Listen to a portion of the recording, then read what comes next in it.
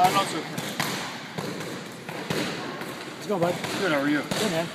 It wasn't too long after your last one when they brought you the idea of this rematch, so what'd you think about it at the time when they brought it to you? I was excited. This is a fight that I've been looking forward to for a long time, and I jumped at the opportunity.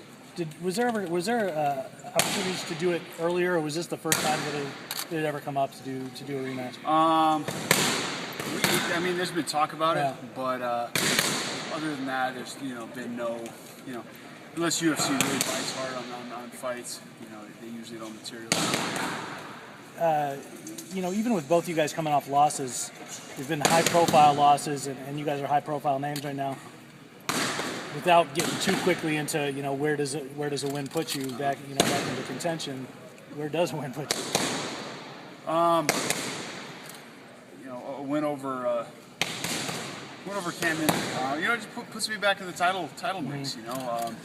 First things first, I got to take care of this guy.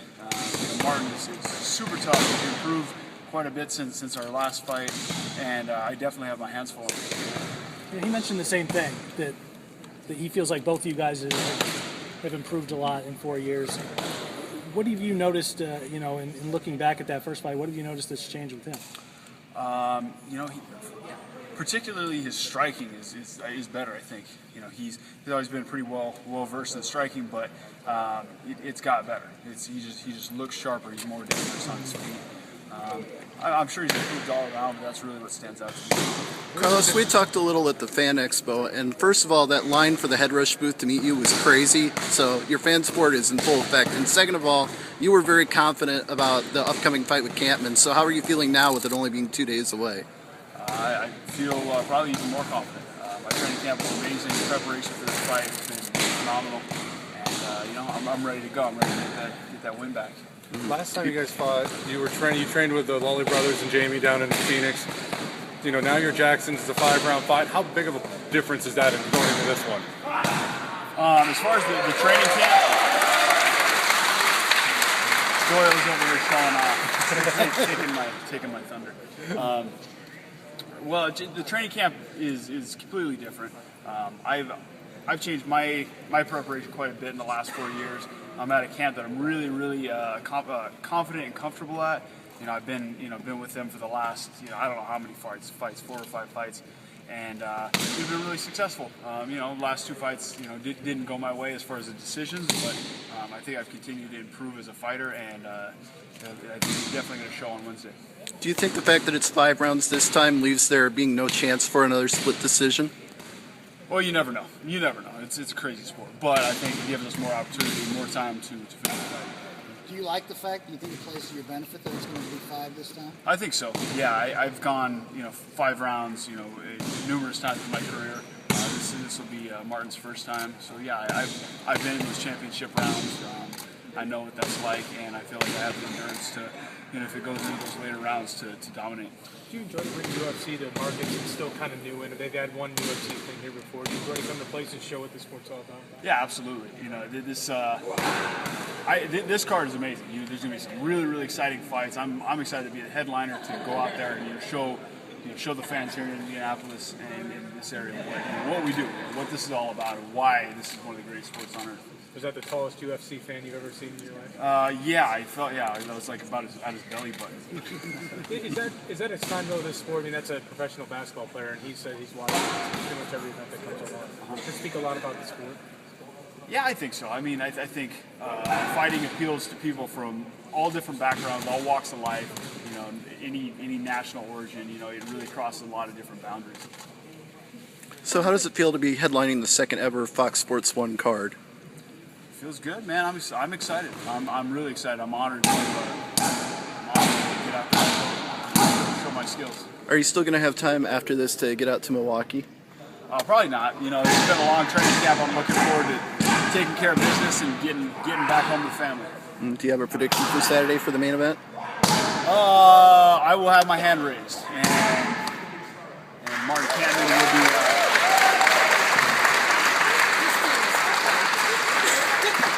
But I meant for Henderson Pettis, though. Do you have a prediction for that? I'm just cutting weight. You got to give me a Yeah, that's fine. You know what? I think Henderson's improved so much since their first fight. I'm gonna go with Henderson, but you never know.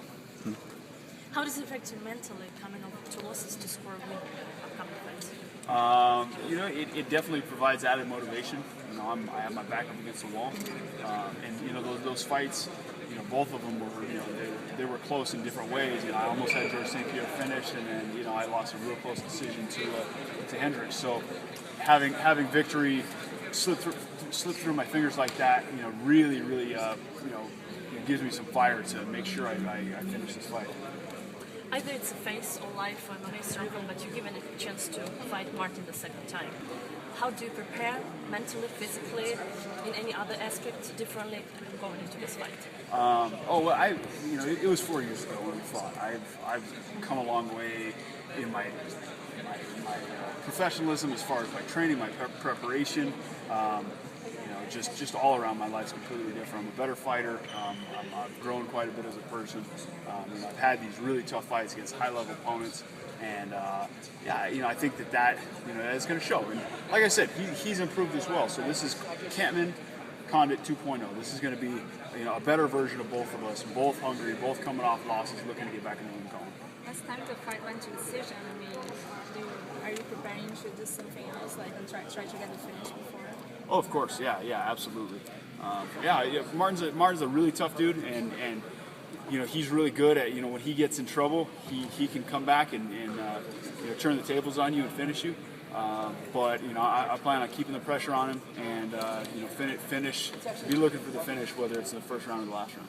Now, this is a rematch, obviously, but are there any other fights that you didn't get that go your way? You talked about the GSP one being close and you didn't pull it off. Do you want any other rematches down the line? Well, if you look at the top 5, you know, guys in the division, you know, I fought pretty much every single one of them. So a rematch with any of these guys would be great. And you know, some of the fights were close, some of them were somewhat controversial. So I think there's going to be a lot of rematches in my future. Well, do you feel that first one was controversial between you and Cameron? Did you feel you had to win in that fight? You know, going back, I studied the fight in preparation for this one, and yeah, I think that I won the first 2 rounds. But they were very close. You know what I mean? Like, it's just, you know, judge the opinion. So I can see how it went his way because the rounds were so close. But I do feel like I won 2 rounds to 1. Yeah. There's never been a guy in the history of split decision, I don't think, that's ever said, "Yep, he won it." You know, been on the losing end and then said, "Yeah, I went back and watched it, and the judges were right." Have you ever noticed that? You guys always say that you won. I mean, I would. Honestly, I would. I've said, you know, when I fought Diaz, you know, it was a controversial decision. I said, well, you know what? I can see how some people think that he won. Right. I'm not ego tripping out here. You know what I mean? Like, I'm just out here trying to, you know, fight to the best of my ability. And you know, if we don't finish the fight, it ends up in the judges' hands. You know, it's kind of weird sometimes. With the fight against Hendricks, you still, I think you mentioned that night in Montreal that 2 more rounds, that fight's yours. Yeah. And I think a lot of people agreed with that. You still feel that way, that getting him into the 4th and 5th rounds, everything had turned into your favor, and would that play into your strategy if you get to fight him again? Oh yeah, definitely. I would request a 5-round fight with him. And yeah, I do. I feel like I was getting stronger as the fight went on. You know, that last round I had him in trouble, and you know, had the fight gone any longer, I would. I think I would come away with a win. But you know what I mean. Like, I'm not looking back. I'm not crying about the decision or anything like that. I'm going to get an opportunity to rematch the guy I lost on Wednesday, and then I'm going to look forward to, you know, maybe avenging that loss, maybe getting another big fight. You already fought Hendricks and GSP. Who do you think's going to win the fight? I'm picking GSP to win. I think he's more polished, and he's been in those later rounds. Johnny Hendricks in several of his fights has faded towards the end of the fight. So I think it's going to be tough for him as the fight goes on and GSP, you know, maintains that pace. I think GSP is going to win by decision, but I think he's going to win. If you had the opportunity to fight GSP again, what would you do different? I would prepare different. I would. You know, I've definitely worked on my wrestling since then, but I continue to work on my wrestling. You know, I think, a couple of those takedowns. Had I defended a couple of those takedowns, I would have had more opportunity to maybe hurt him, put him in trouble again. I would have worked my top game a little bit more, which is something I didn't do. There's a lot of different things.